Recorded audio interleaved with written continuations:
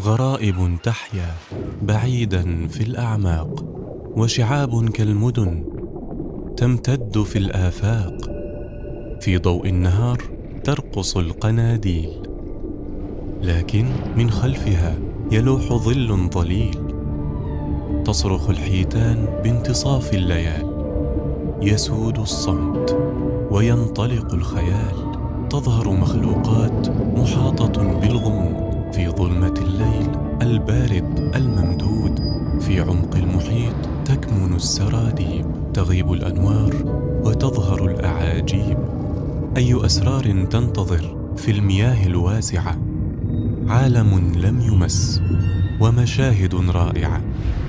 اليوم العالمي للمحيطات، عرض خاص الأحد على ناشونال جيوغرافيك أبو ظبي.